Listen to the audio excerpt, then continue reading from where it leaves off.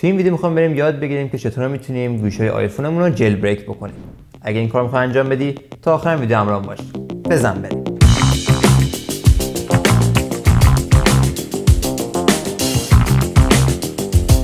خوش اومدیم به یه قسمت دیگه از دوره تعمیرات نرم افزاری موبایل. من پژمانم و اینجا کانال کمب استودیو. و تو این ویدیو همونطور که اولش هم گفتم بهتون میخوام بریم که گوشی آیفونمون رو جیل بریک بکنیم. قرارش بهت بگم که اصلا به چیا نیاز داریم. برای انجام این کار به یه دونه آیفون نیاز داریم که iOSش 15 به بالا باشه. من اینجا یه دونه آیفون 7 پلاس دارم که iOSش 15 و 8 و همچنین به یه مکبوک نیاز داریم و که اینجا مکبوکی من دارم مکبوک پرو 2017 که macOS ونتورو نسخه 13.6.1 روش نصبه و همچنین نیاز به یه دونه هاب داریم که بتونیم یعنی USB-C وصل کنیم که بتونیم ازش خروجی USB بگیریم و همچنین یه دونه کابل شارژر نیاز داریم که یه سرش لایتنینگ باشه و یه سرش هم USB باشه که بتونیم گوشیمون رو به مک وصل بکنیم.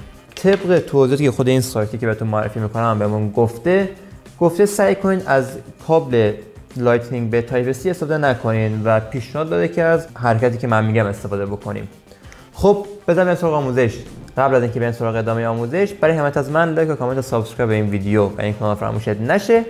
بزن بریم. خب ما برای انجام این کار نیاز به سایت پلرین داریم که من لینکش رو توی دیسکریپشن براتون میذارم که استفاده بکنین. خب برای شروع این کار اینجا قرار بشم بگم که این توضیحات نوشته که iOS 15 بالا باشه و از macOS و همچنین از لینوکس هم میتونید استفاده بکنین. خب بخش get started رو میزنیم و میریم که گوشیمون رو جیل بریک بکنیم. صفحه جدید که باز میشه بخش پایین‌تر میایم، بخش اینستالیشن جیل بریک میایم. در اینجا در بخش اول باید این خطی که اینجا نوشته رو کپی کنیم. اینو من کامند C میزنم و کپی میکنم. حالا باید ترمینال رو باز بکنیم. توی ترمینال در اینجا کامند V میزنیم و این کد رو پیست میکنیم.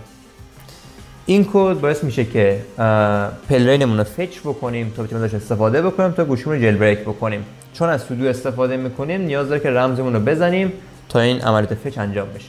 بعد که رمزمون رو میزنیم شروع میکنه عملیات نصب و فچ انجام میشه و چیزایی که نیاز داریم رو نصب میکنه برامون. بریم سراغ مرحله بعدی. مرحله بعدی هم اینجا گفته که پلرین رو اینجا ران میکنیم که من باز زمین رو کپی میکنم کامند C و در اینجا کامند V رو میزنم. قبلش اینو بهتون بگم که بعد از اینکه این کد رو وارد کردین اگه گوشی تو از قبلش وصل کرده باشی شروع میکنه به انجام عملیات جیل بریک کردن، ولی اگه گوشی وصل نکرده باشی میگه که منتظرم تا گوشی تو بهش وصل بکنیم. خب من اینجا ها اول وصل میکنم، بعدش هم کابل رو وصل میکنم بهش، گوشی رو به لپتاپ کانکت میکنم.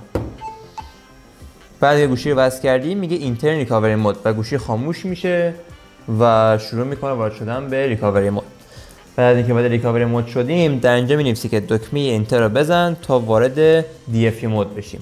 به دکمه اینتر میزنم، میگه که آماده و ازم میخواد که دکمه پاور و ولوم پایین رو چند ثانیه نگه داریم. ثانیه شمار میاد.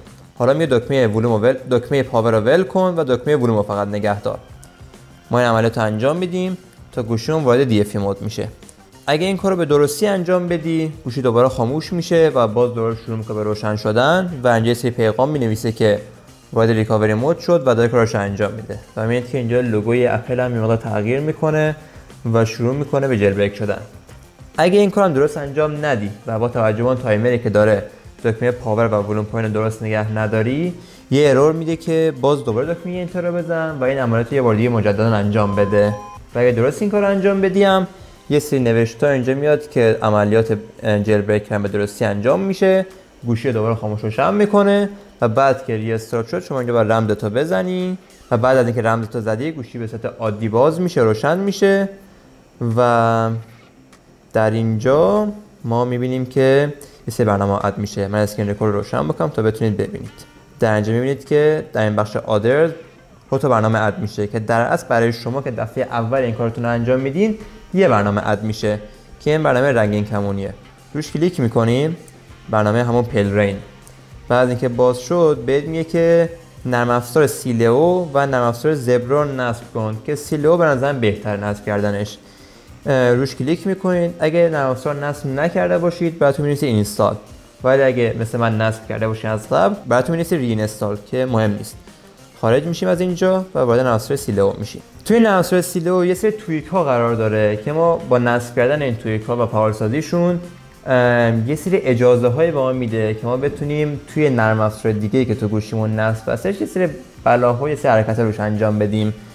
و اینم از این. من روش استفاده از سیلئو و کلا چه تویک های جذابی داره و اینکه بالاخره چیا نصب بکنیم و اصلا چرا ما جیل بریک کردیم، این جیل بریک کردن چه چیزایی اضافه به ما میکنن توی یه ویدیو مجزا دیگه براتون میذارم. لینکش هم حالا یا اینستام براتون میذارم که بدونم ببینید تا بتونید کار خفن‌تر با گوشیتون که جیل بریک شده انجام بدید. ما با این روش گوشیمون جیل بریک کردیم. حالا به هر دلیلی تو دوست داری که جیل بریک تو قطع بکنی و از وقت جیل بریک بیاری بیرون، برای انجام این کار خیلی راحت. حالا من گوشیمو از اینجا میکنم چون دیگه نیازی بهش نداریم. دکمه پاور رو نگه میداری و ریستارتش میکنی. با ریستارت کردن تمام مراحل جیل بریکی که انجام دادی لغو میشه و گوشی به حالت عادی خودش برمیگرده. امیدوارم از این ویدیو کلی لذت برده باشی و کلی چیزا خفن یاد گرفته باشی. مرسی که تا اینجا که همراهم بودی. لایک و کامنت و سابسکرایب که فراموش نمیشه. دمت گرم. مثل همیشه تا ویدیو بعد استی کریتیو. خلاق باشی.